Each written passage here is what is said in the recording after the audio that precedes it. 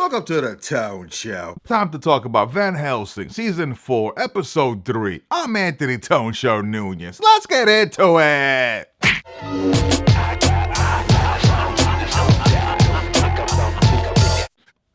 Wow, what an episode. I got my Carmen Sandiego going on. We got Axel back, that's right. Axel, Jonathan Scarf, the man is back. The man is back. And we find the answer to what the apocalypse does to a man.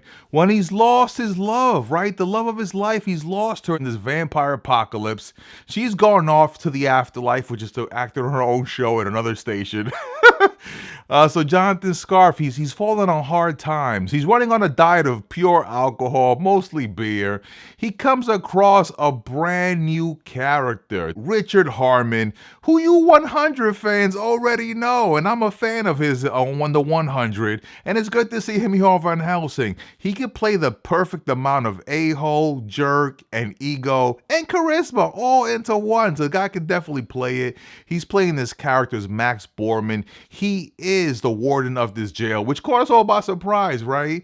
I didn't think he sees such a free life, but he has a job and he's running the jail, right? So he definitely answers to Black Tech, it looks like, because he was a little bit scared when Jolene actually, when she mentioned that they work for Black Tech. So that put a little bit of crick in his step.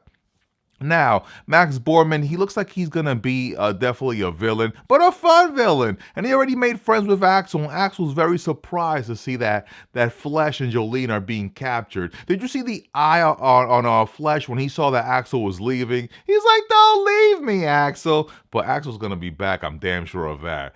So, did you see what the warden said, right? He said that, "Are you one of the experiments?" So he's aware that Black Tech is running these type of experiments already, and that's what he was talking about. He was talking about Flesh after he shot Flesh. He was surprised that he was still alive. It shows you that Max Borman is a psychopath because he just killed this guy, no thoughts, right?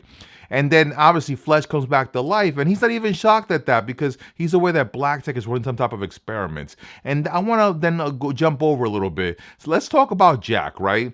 So Nicole Munez's character, Jack, she was burned alive in this episode. And alive because she was still alive. She was recuperating probably with her healing factor. So we find out that she can survive a vampire bite. She can survive a blade to the heart. And she can also be burned alive, right? So she's definitely on Vanessa's level. And I think this, again, goes back to what I said in the last episode.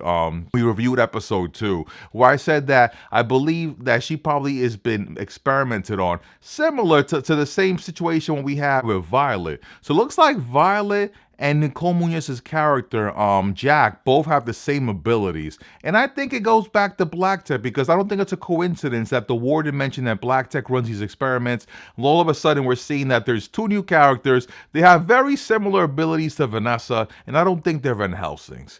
I'm just really happy to see Axel back, right? I didn't know if he was going to come back, but he's definitely back. Goddamn apocalypse. Hashtag, throw that up there. Hashtag goddamn apocalypse.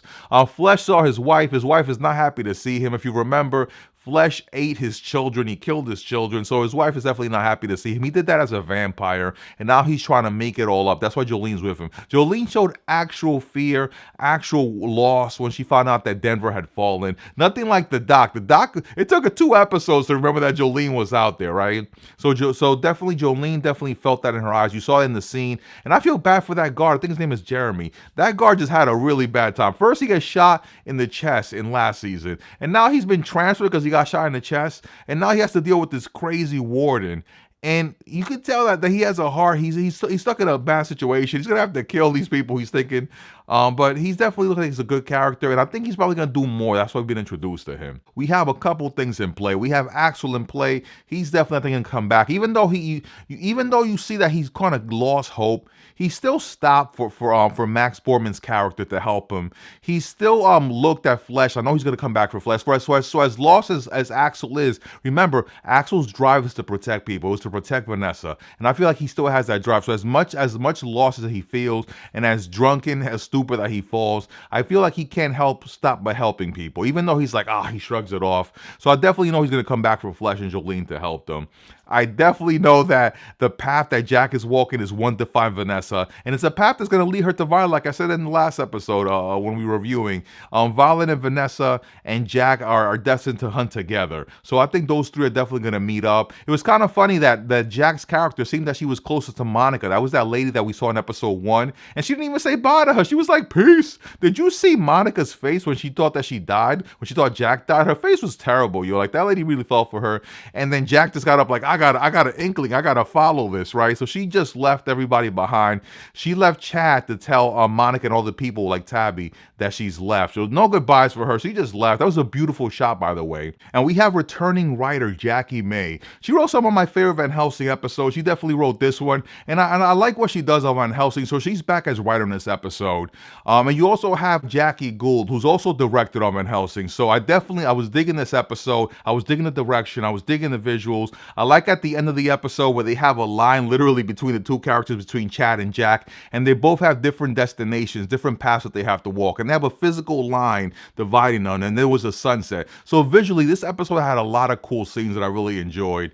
I'm definitely thinking that things are rolling on. Now that we've been introduced to all the characters, now that everybody's in play, I think we're going to get some action. Things are going to start to pick up now. So what did you think about this episode? Episode 3, where are we so far in this journey? Are you surprised that Jack has these powers? I wasn't, because I saw the poster, right? The poster gave it away. So I wasn't surprised. I'm not surprised at all. I'm looking forward to seeing what the connection is, where they experimented on. Do they have Vanessa's blood pumping through them via some type of black tech experiment that happened at the mountain? That's what I want to find out. Put in the comments what you thought about this episode. Let me know. It's the Tone Show. As always, guys, hit me with a like, hit me with a comment. Tone Show. Ooh. I got mad questions.